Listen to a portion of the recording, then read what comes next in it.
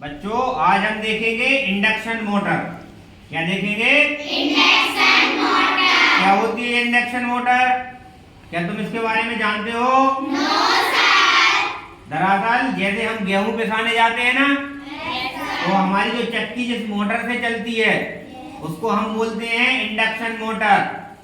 क्या बोलते हैं? Induction motor. हाँ, इसी तरह की मोटर को आज हम अपनी इस प्रयोगशाला में बनाएंगे। इसके लिए हमें काय की जरूरत पड़ेगी? हमें जरूरत पड़ेगी एक कुंडली की। काय की जरूरत पड़ेगी? एक तार की कुंडली की जरूरत पड़ेगी और मैग्नेट की जरूरत पड़ेगी। मैग्नेट जानते हो? चुंबक।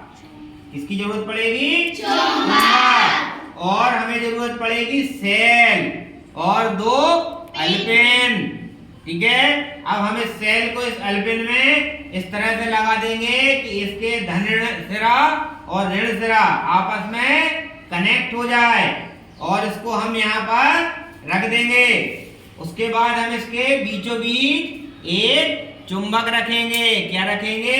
चुंबक। चुंबक रखने से क्या होगा? इसके आसपास चुंबकीय क्षेत्र उत्पन्न होगा। कौन सा क्षेत्र उत्पन्न होगा?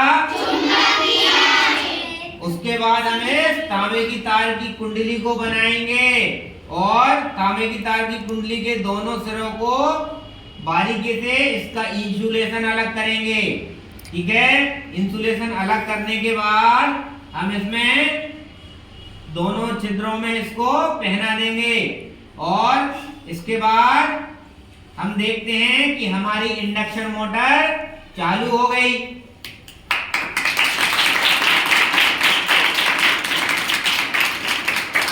तो अब ये इंडक्शन मोटर कैसे चालू हो गई? क्या तुम इस बारे में जानते हो? चलो हम बताते हैं। सबसे पहले क्या हुआ? हमने एक मैग्नेट को यहाँ रखा जिससे एक चुंबकीय क्षेत्र बन गया। फिर एक सेल के द्वारा दो पिन की सहायता से इस कुंडली को हमने कनेक्ट कर दिया। अब इस चुंबक का धन सिरा और इसका ऋण सिरा एक दूसरे को आकर्षित करते हैं, लेकिन यदि इसके समान ध्रुव होंगे तो प्रतिकर्षित करेंगे। अब हमने चुंबकीय धारा के माध्यम से इस कुंडली के अंदर भी एक इलेक्ट्रिक मैग्नेट का चुंबकीय क्षेत्र उत्पन्न कर दिया। कौन सी मैग्नेट का? चुंबकीय मैग्नेट का चुंबकीय क्षेत्र उत्पन्न कर दिया हमने, जिसको विद्युत कहां से मिल रही है? सेल के द्वारा। किससे मिल रही है? सेल की सहायता से जब कुंडली में धारा पहुंचती है तो वह कुंडली एक चुंबक की तरह कार्य करने लगती है। अब चूंकि दोनों चुंबकीय क्षेत्र में प्रतिकर्षण होता है, प्रतिकर्षण की वजह से यह चुंबक जो है एक राउंड घूम जाती है और जैसे ही चुंबक एक राउंड घूमती है तो हमने इसके एक सिरे पर थोड़ा से वायर से इंसुलेशन को अलग नहीं किया, जिस वजह से वह डिस्कनेक्ट हो जाता और अपनी पूर्व स्थिति में या सामान्य स्थिति में आ जाता है। और जैसे ही सामान्य स्थिति में आता है तो चुंबक का चुंबकीय क्षेत्र इसको पुनः घूमने के लिए काम प्रेरित कर देता है, जिससे यह लगातार स्पीड से घूमता रहता है। तो अब क्या तुम समझ गए हो कि यह मैग्नेट कैसे काम करती है? अब इस इंडक्शन मोटर का हम कहाँ उपयोग करते हैं? क्या तुम जानते हो? अब हम बताते हैं। इसका उपयोग सबसे पहले हम काय में करेंगे? पंखे में। वो देखो, पंखे में। किसमें करेंगे? पंखे में। और किसमें इस्तेमाल करेंगे इस इंडक्शन मोटर का? अभी हमने बताया था गेहूं पिसाने जाते हो तो तुम्हारी जो गेहूं की चक्की रहती है वो भी इसी तरह की इंडक्शन मोटर के द्वारा चलती है, तो उससे भी हम इसका उपयोग कर सकते हैं। और इंडक्शन मोटर कहाँ चल लगी होती है?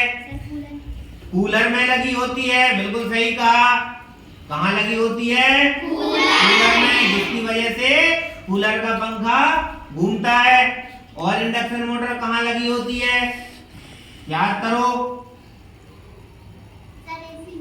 एसी में लगी होती है। और कहाँ लगी होती है? नलकूप में लगी होती है, ट्यूबवेल्स में।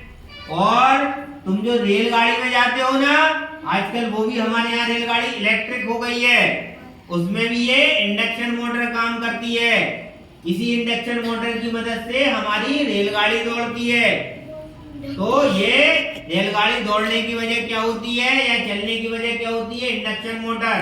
वहां पर ट्रेन में बड़ी बड़ी इंडक्शन मोटर को बिजली दी जाती है, जिससे उसके अंदर चुंबकीय क्षेत्र उत्पन्न होता है। चुंबकीय क्षेत्र उत्पन्न होने से वह गति करने लगती है। ट्रेन क्या करने लगती है? गति। इसमें हम देख रहे हैं, हमने विद्युत ऊर्जा को किसमें परिवर्तित कर दिया? चुंबकीय ऊर्जा में, जिस वजह से यह यांत्रिक ऊर्जा की तरह कार्य करते हुए एक यंत्र की तरह कार्य करने लगी। तो क्या अब तुम इस विषय को अच्छी तरीके से समझ गए हो?